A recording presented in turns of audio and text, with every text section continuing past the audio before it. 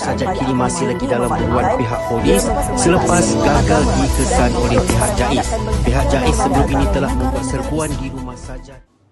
Rakyat Malaysia terdiri daripada pelbagai agama dan kaum. Agama Islam merupakan agama majoriti yang dianut, namun agama lain seperti agama Kristian, Buddha dan Hindu bebas untuk dianut. Di bawah pengamalan agama yang berlainan ini, terdapat isu dan permasalahan yang wujud, contohnya pergaduhan yang berlaku akibat daripada Majlis Perkahwinan Masyarakat Melayu dan Majlis Kematian Penganut Hindu yang diadakan di kawasan berdekatan. Akibat daripada beberapa kes ini telah memperlihatkan hubungan antara agama yang kurang harmoni di Malaysia. Objektif pertama, mengenal pasti isu hubungan antara penganut agama di Malaysia. Isu yang pertama adalah isu pertukaran agama, di mana isu ini timbul disebabkan apabila individu bukan Muslim memeluk agama Islam. Hal ini dijadikan isu kerana terdapat individu yang terus memberitahu keluarga mereka, namun ada juga yang menyembunyikan hal ini. Menurut Husin 2015, mereka menyembunyikan hal ini kerana mereka takut akan mendapat tentangan daripada keluarga mereka. Seterusnya, isu penghinaan agama. Isu ini berlaku disebabkan oleh sesetengah masyarakat yang tidak mengetahui mengenai sensitiviti agama serta kurang pemahaman terhadap ajaran sesuatu agama tersebut. Perkara ini menyebabkan mereka bersangka buruk dan memberikan tafsiran negatif mengenai sesuatu agama. Menurut Fadzli dan Siti Khatijah, isu agama adalah isu yang sensitif bagi masyarakat multi-agama sehingga boleh mencetuskan perbalahan dan pergaduhan. Hal ini menjadi sensitif sehingga mencetuskan kontroversi dan penghinaan terhadap agama. Saya akan membincangkan isu yang ketiga dan keempat yang menjadi permasalahan hubungan antara agama di Malaysia. Isu yang ketiga iaitu isu Malaysia negara Islam. Perkara 3 dalam Perlembagaan Malaysia telah menggariskan bahawa agama Islam sebagai agama rasmi negara Malaysia. Namun, terdapat juga perkara 11 yang turut menyatakan bahawa setiap warga negara bebas menganut dan mengamalkan agama masing-masing. Ini menunjukkan bahawa Malaysia merupakan negara yang harmoni dan sejahtera walaupun rakyatnya berbilang bangsa dan agama. Namun begitu, terdapat segelintir masyarakat yang tidak berpuas hati sehingga tercetusnya konflik antara agama sedangkan mereka diberi kebebasan untuk memilih agama masing-masing. Isu yang keempat iaitu isu murtad. Isu ini berlaku apabila seseorang Muslim berpindah daripada agama Islam dan kemudian memeluk agama yang lain. Umumnya, isu murtad ini bukan sesuatu hal yang lazim di Malaysia, di mana pihak yang ingin menukar agama menggunakan tiket kebebasan beragama seperti yang telah digariskan dalam perkara 11 Perlembagaan Persekutuan. Isu ini menjadi lebih kontroversi apabila melibatkan penyelesaian dalam mahkamah. Sekian itu sahaja daripada saya. Terima kasih. Okey, masuk kepada objektif yang kedua, iaitu cabaran untuk mewujudkan keharmonian dalam agama antara rakyat. Yang pertama adalah penghinaan agama Islam di Malaysia. Berikut merupakan contoh penghinaan agama Islam di Malaysia.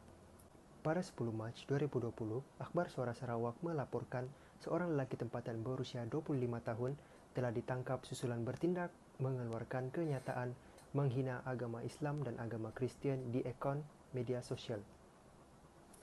Pada 7 Mac 2019, Bernama menyatakan PDRM telah menahan seorang pemilik akaun media sosial Twitter yang berusia 43 tahun yang didakwa memuatkan komen yang tidak baik atau jelek terhadap agama Islam dan Nabi Muhammad. Walaupun hanya segelintir yang terlibat dalam isu penghinaan agama Islam ini, tapi yang lebih membimbangkan adalah jika perkara ini dibiarkan, ia dapat menggugat kestabilan dan keharmonian negara.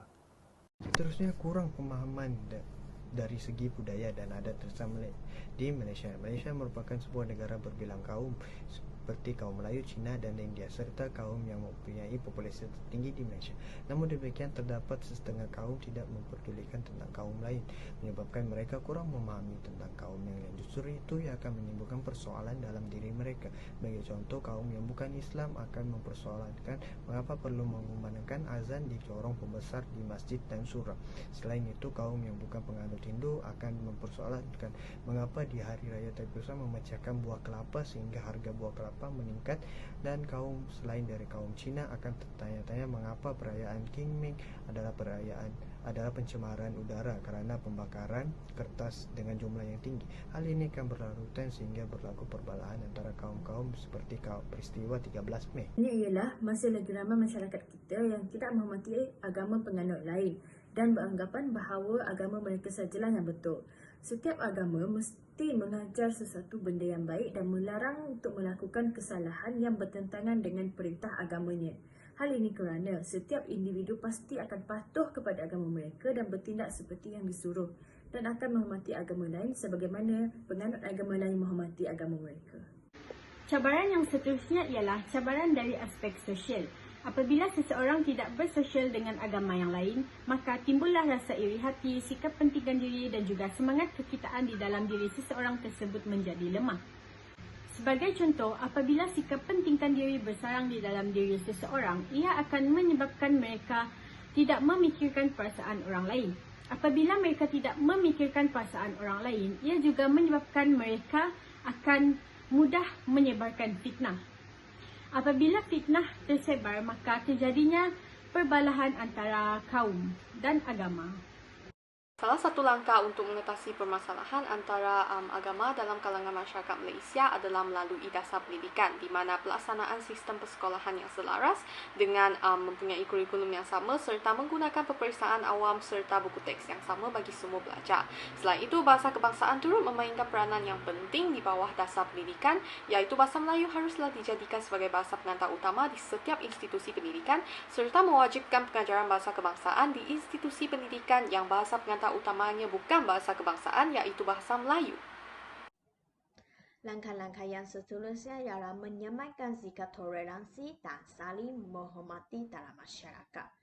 Sikap toleransi adalah penting untuk mengatasi permasalahan antara agama. Dengan adanya sikap toleransi, seseorang individu akan menghormati hak orang lain untuk menganutkan agama masing-masing. Masyarakat yang bertoleransi juga dapat menerima kepercayaan dan budaya agama lain. Selain itu, dialog antara agama juga perlu diadakan untuk memberikan penjelasan dari perspektif berbagai agama kepada masyarakat supaya dapat meningkatkan kefahaman masyarakat terhadap agama lain. Keadaan ini dapat mengurangkan prasangka agama. Seterusnya, masyarakat akan saling menghormati antara satu sama lain. Seterusnya, langkah untuk memupuk semangat perpaduan dalam kalangan masyarakat Malaysia ialah dengan menjadikan media bahasa sebagai alat kesedaran. Setiap berita yang disampaikan bukan sahaja mampu membina perspektif positif mengenai perbezaan agama lain, tetapi mampu mendidik masyarakat Malaysia mengenai kepentingan perpaduan dalam kehidupan seharian.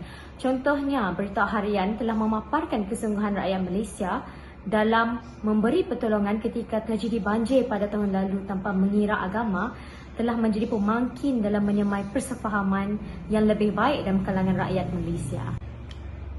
Mengadakan kempen kesedaran dan aktiviti kemasyarakatan pula merupakan antara langkah yang dapat memupuk semangat perpaduan dalam kalangan masyarakat Malaysia.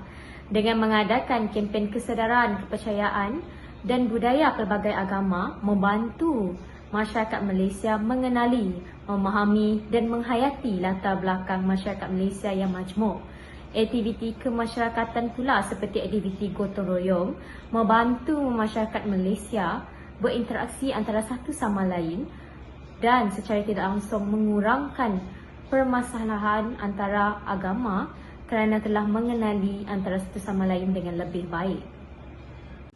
Secara keseluruhannya, isu antara agama bukanlah perkara yang asing di Malaysia. Tahap keseriusan isu tersebut masih boleh diperbaiki dengan adanya kerjasama daripada masyarakat dalam memupuk solidariti dalam semua aspek.